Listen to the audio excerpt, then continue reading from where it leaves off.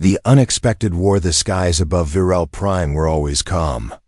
Blue winds, soft suns, and forests filled with strange, glowing animals.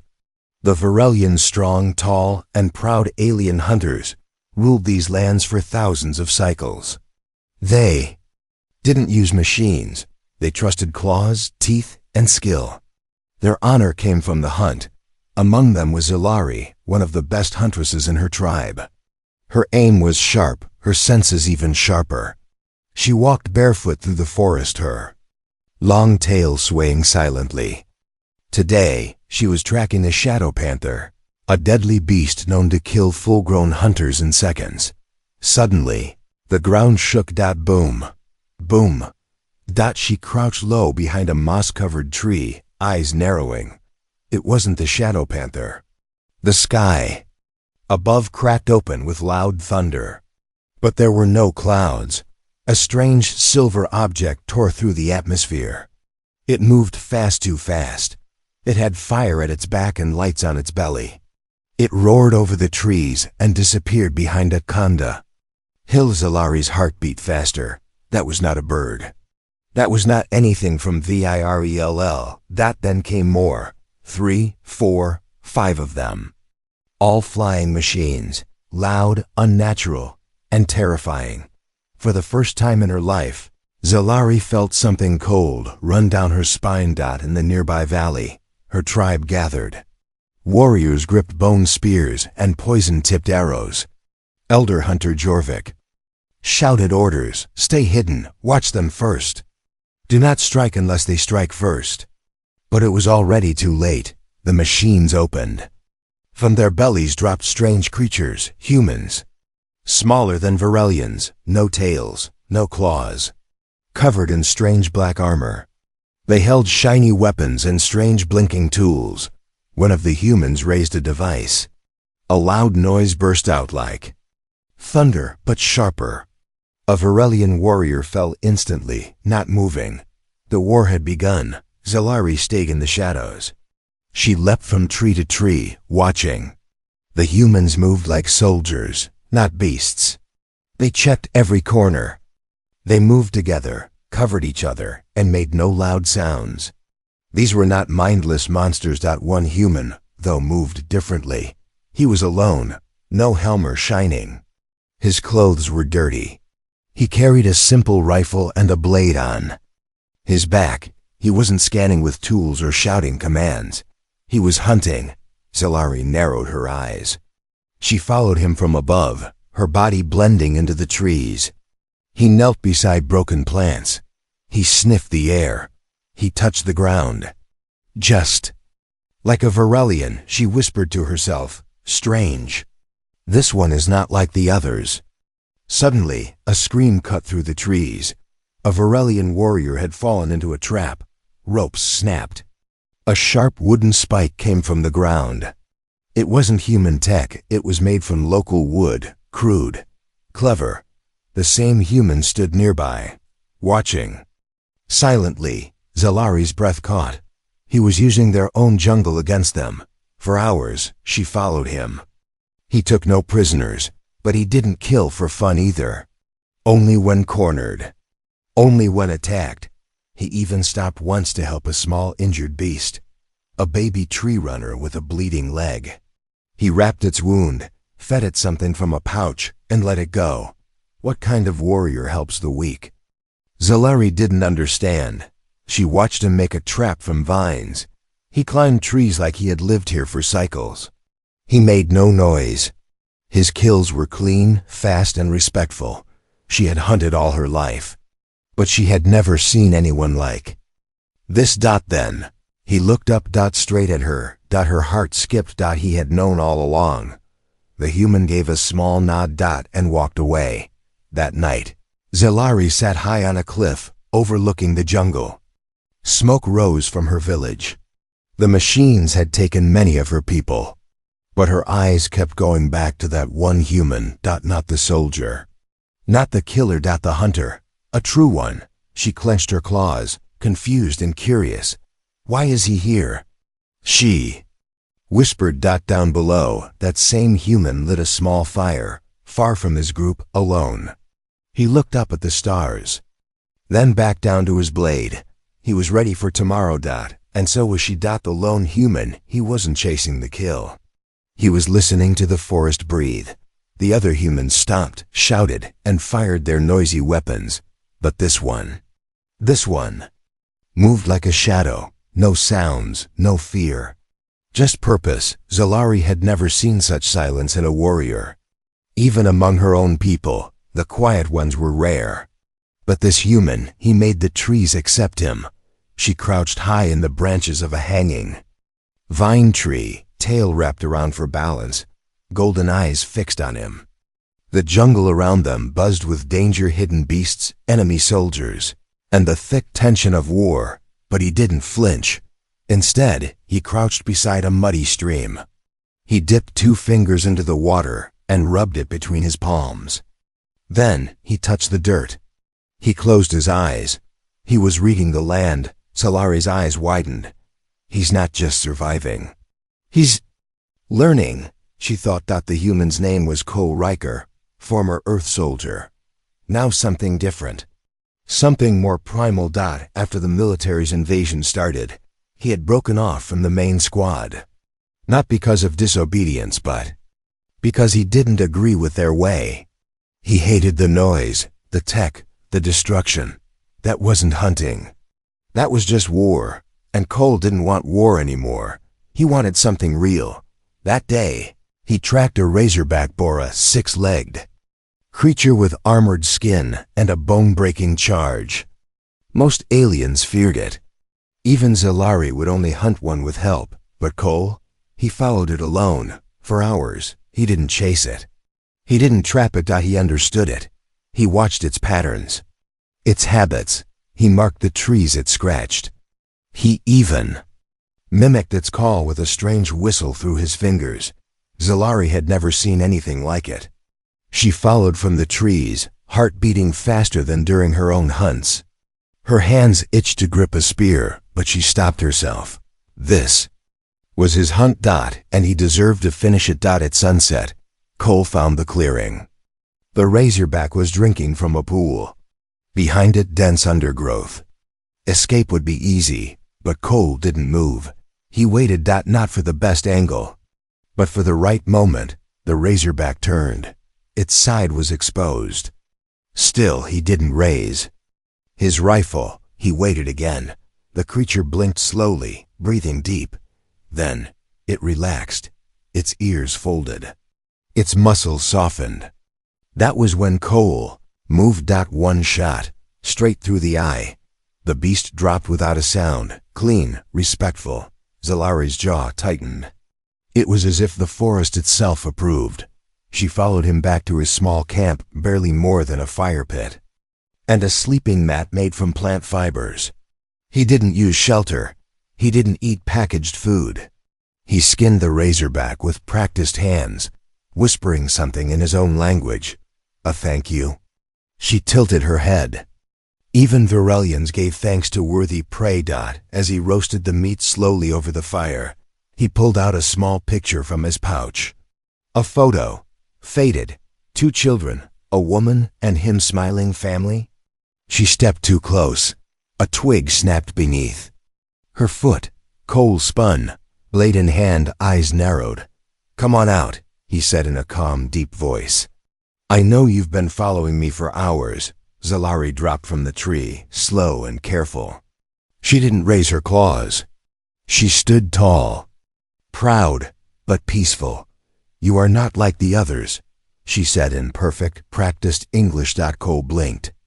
You speak my language? She nodded. I learn fast. He studied her. And why are you here? I was watching the hunt, she said. It was perfect. Cole raised an eyebrow. Is that good or bad? Good, she said honestly. Too good. You hunt like one of us. No machine, no noise. Just skill, he chuckled. I've had enough of machines. She tilted her head. Then why are you with the humans? His eyes dropped to the fire. Sometimes you don't get to choose your side, but you can choose how you live. That answer surprised her. He wasn't just a killer. He was something else. A warrior. With thought. A hunter with honor. Zalari's gaze softened. You don't belong with them. Cole looked at her again. The fire's light danced in his eyes. Maybe I don't, he said. But I haven't found where I do belong yet. She stepped closer. The razorback meat sizzled between them. Eat, he offered. You helped me hunt, even if only from above, she smiled. A small one. But real. I am Zalari, she said. Cole, he replied. 2 hunters. 2 species. But something had started to grow in that quiet space between firelight and jungle. Shadows. And neither of them knew what would come next. Blood and claws, the trees fell silent. Even the wind held its breath. Cole knew that silence. It wasn't peace, it was warning. He slowly stood from his crouched position, hand resting on the hilt of his combat knife. His fire had burned out hours ago, but his senses were wide awake. Something was near. Something big. On the other side of the clearing, hidden behind a thick curtain of vines, Zalari froze too. She had felt it before when one of the forest's top predators approached. But this time, it was worse. The air was heavy. The shadows moved wrong. She whispered, Trayclaw. It was a name only spoken in fear by her people, a beast of nightmare. A scaled monster with 2 heads, 6 legs, and claws that could rip stone. It didn't hunt for food. It hunted for the thrill. Cole spotted it before it made a sound. A shape low to the ground, moving fast between trees. Then, a growl, deep, guttural, cold. He didn't run. He didn't shout. He backed toward a thicker part of the jungle, drawing the beast away from the open clearing. His mind raced. Too fast for a gun. Too strong for a knife. I need terrain. Behind him, a fallen log. To the left, jagged rocks. The beast crashed into view. Even Cole's calm expression cracked for a moment. It was bigger than a truck. Black-scaled, eyes glowing red, and both mouths dripping with thick venom, and it had seen him. Zalari leaped from her hiding place. No! She shouted. The drake claws spun at the sound, both heads snapping in her direction. Cole used the chance. He ran for the rocks. Zalari dove behind a tree, breathing hard. She cursed at herself. She had revealed her position. Not smart. But she couldn't just let the human face that thing alone. She leapt down to the ground, spears in both hands, and sprinted after them. The drake claw followed Cole through the trees. It crushed logs under its feet, claws slicing bark and earth. Cole ducked under branches, weaving between trees like he was born in this jungle. Then he saw it, a narrow crevice between 2 large boulders. Just wide enough for a man. Too tight for the beast. He sprinted toward it, diving inside just as the drake claw lunged. One head slammed into the stone wall. The other snapped wildly, but it couldn't fit through. For a moment he had a breath, but not long, because it began digging.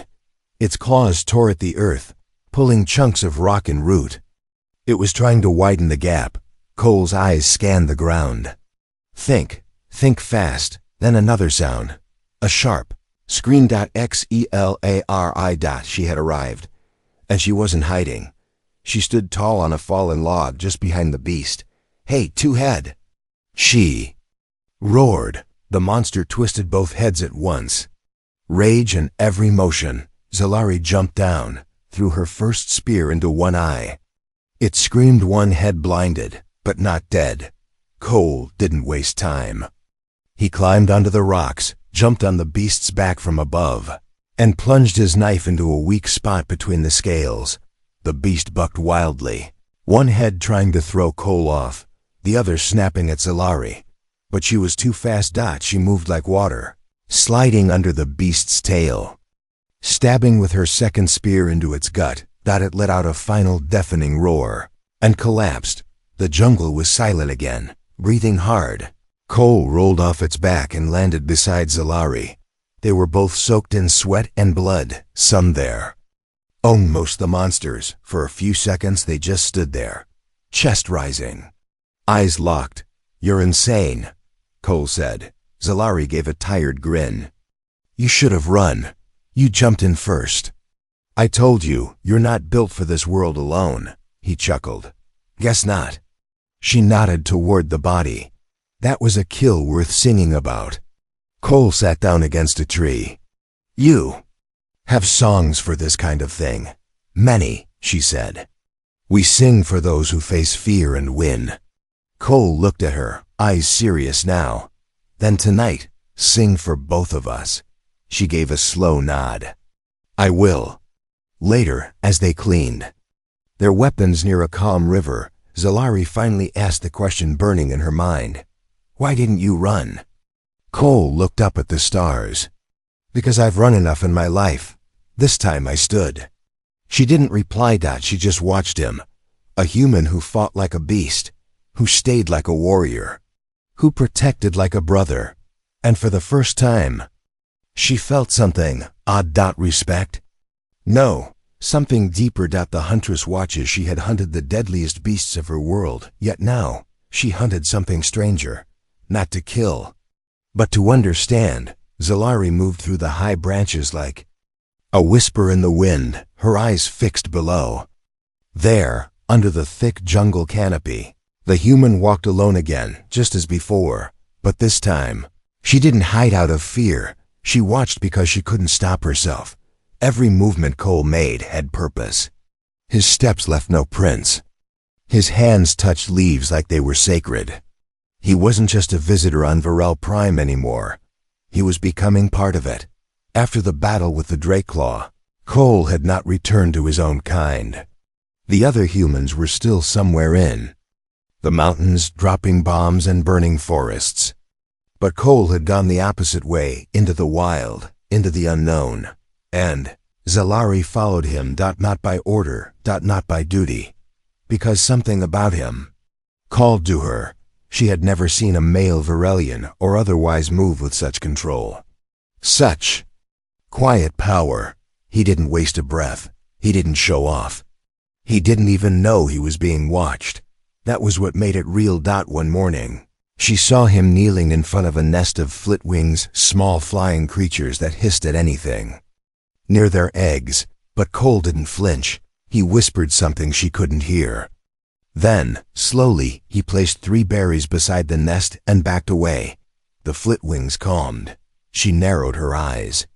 He learns from everything, even the smallest things. Later that day, he caught a lizard using only a stick, a shadow, and patience. No traps. No tech. Just timing. It wasn't just skill. It was art.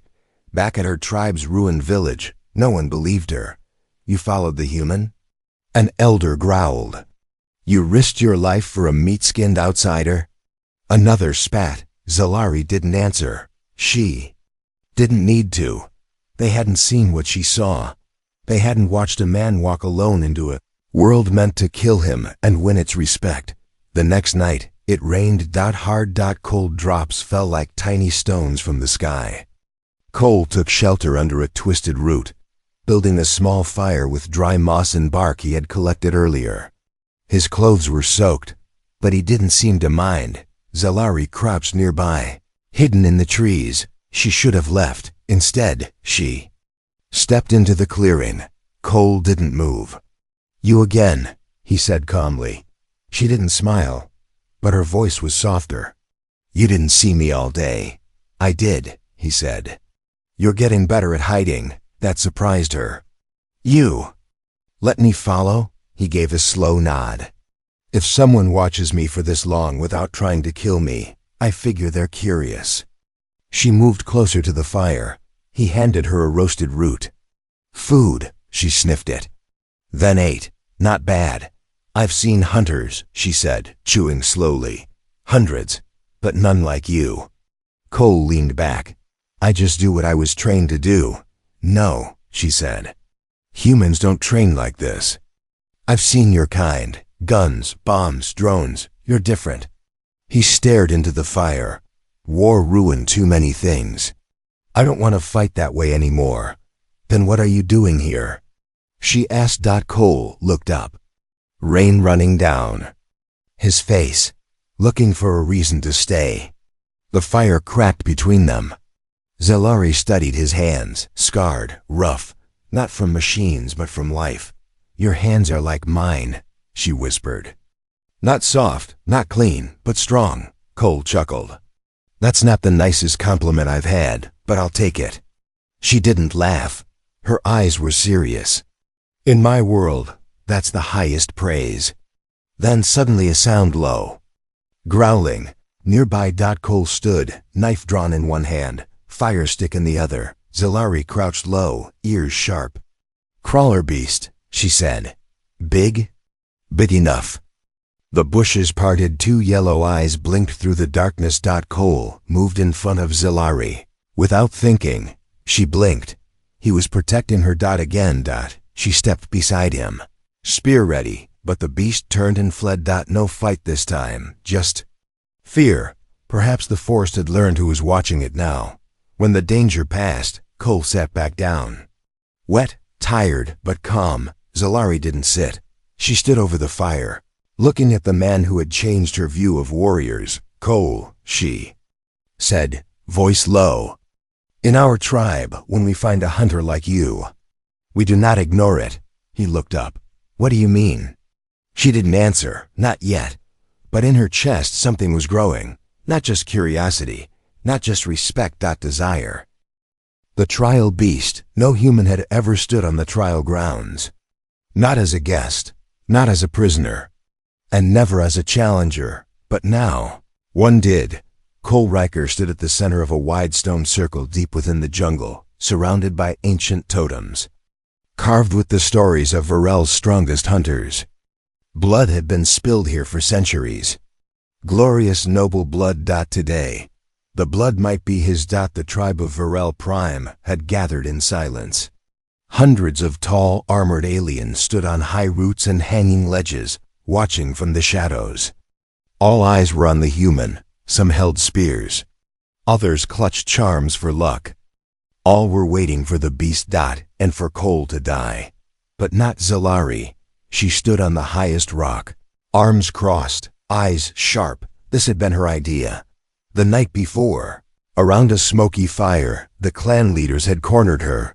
"If this human is what you say," one growled, "then he should take the trial. No outsider has earned such honor." Another hissed. Zalari had looked them in the eye and said one thing, "Then let him prove it." She had gone to Cole that night, finding him sharpening a bone-tipped arrow. "They want a show." She told him. "I'm not here for shows," he replied. "This is not for them," she said quietly. "It's for me." He stared at her. Long and hard. Then nodded. "I'll fight." Now the drums pounded, deep, slow. Ancient. Elder Hunter Jorvik stepped into the circle and raised his staff. "Let the trial begin." He slammed it on the ground. And the gates creaked open. From the shadows emerged the trial beast, a creature feared even by the most elite hunters.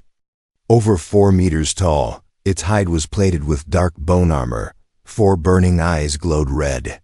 Its mouth held triple rows of teeth, and its breath steamed in the morning air, a gore.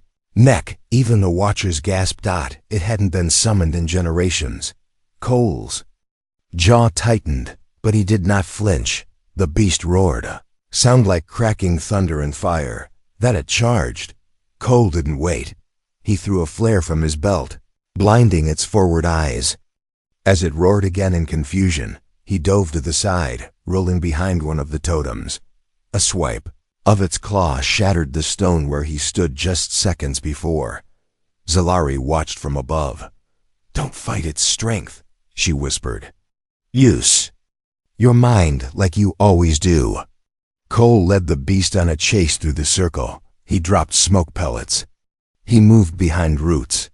He stabbed when the openings came, small cuts along its underbelly, behind the knee joints. But the beast wasn't dumb. It adapted. It began smashing everything around it, trying to trap him in one place. A tail strike knocked Cole across the stone. He landed hard, coughing, vision swimming. The Goranek came in for the kill. Zalari shouted, "Get up!" The crowd was silent. Then Cole did something no one expected. He pulled out a tiny glass tube from his pocket. A scent capsule. It contained a drop of drake claw blood, taken from the beast they had killed days ago. Cole crushed it in his hands and smeared it on his chest. The Goranek stopped. It sniffed. Then it hesitated. Zalari's eyes widened. He's tricking it, making it think he's something worse. The beast growled, but backed away slightly. In that moment of confusion, Cole ran toward a high rock, grabbed the spear left as a ceremonial piece, and jumped mid-air straight into the beast's mouth. The crowd screamed. Then silenced. A heartbeat later, the beast collapsed. Dead. And from its mouth, covered in blood and breathing hard, Cole climbed out, holding the spear he had driven through the roof of its skull. The jungle erupted. Cheers, gasps, shouts of disbelief. No outsider had ever passed the trial. No Varelian had ever done it like that. Later, as the crowd still buzzed, Cole stood near the fire pit, wiping blood from his arms. Zalari approached. She didn't speak at first. She just looked at him. "You did it," she finally said. He looked up. "Wasn't easy," she smirked. "It wasn't supposed to be." "Did I pass your test too?" She stepped closer. "You passed something more important than that," she said. "And what's that?" He asked. She leaned in, her voice low. "You passed into my story." He didn't answer, but he didn't look away either. Her words before the fire crackled, but it was her voice that made the flames burn brighter. Hundreds of Varelians sat in a great circle beneath the glowing canopy of Virel Prime. The jungle hummed with life, yet all eyes were locked on the center, where the human, blood-streaked but alive, sat quietly near the fire. He didn't smile. He didn't boast. He just waited, waiting to see if he was now one of them or still an outsider. Across from him, Zalari stood. Her dark armor shimmered in the light. She looked taller than ever, her gaze sharp, her heart pounding. This moment wasn't just about Cole. It was about her, her voice, her choice. She raised one clawed hand. Silence fell instantly. Then she spoke. "Tonight we do not honor only a hunter," she said, voice calm but strong. "We honor a force the jungle itself could not break." Heads turned, curious, confused. She stepped closer to the fire. "I have watched him. Not for a day, not for a trial, but across many suns. I saw how he walks with no noise, how he strikes with no waste, how he respects the prey." She turned, now facing the elders, and more than that. "I saw how he chooses not to kill, even when he can. He spares the weak. He protects those beside him. And he learns." Then she faced Cole. "He is not just human, he is hunter. And in our tradition, She paused. The air grew still. "In our tradition, a hunter like that deserves to pass on his genes." The entire gathering reacted at once. Some gasped, some laughed in disbelief, some stared at Cole like he had grown wings. Cole blinked slowly, unsure what he just heard. "What?" he asked quietly. Zalari didn't smile. She meant it. "I have made my choice," she said. "My future mate will not be chosen by bloodline or elder command. He will be chosen by proof."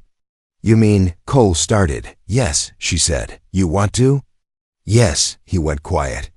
His brain, trained for war and survival, suddenly felt unarmed. Elder Jorvik stood up, coughing loudly. "This is not our way," Zalari turned sharply. "It is. It's the oldest way." Another elder growled. "He's not even one of us." "He is now," Zalari shouted, louder than ever before. "He passed the trial. The jungle accepted him, and so will we." The fire cracked again. Sparks shot into the air. Cole looked at Zalari, voice low. "Are you serious about this?" She stepped closer. Her voice softened. "You could have walked away. You could have killed me. You could have let the Garan neck rip you in two. But you didn't. You fought beside me. You stood for something." She reached out and touched his shoulder. "That matters here." Cole stood slowly, facing her. He looked into her golden eyes, searching for a trick. A test. Anything. But all he found was truth.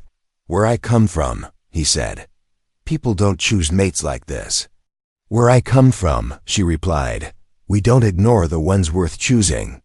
That made him pause. He looked around. The circle, hundreds of aliens, strong and wild and silent, then back to her. "Okay," he said. "Then I won't ignore you either." The crowd murmured. Whispers spread through the branches like fire through dry leaves. Some cheered, some turned away. But one thing was now clear: Zalari had made a claim, and the human had accepted. Later that night, as the fire turned to embers, Zalari and Cole sat beside each other, no words. Just calm. He held out a piece of cooked meat. "Want some?" She took it without speaking, biting carefully. He smirked. "So this is what alien courtship looks like." She looked at him sideways. "Don't get comfortable. You still have to survive the next 7 challenges." He raised an eyebrow. "7. 7, she confirmed.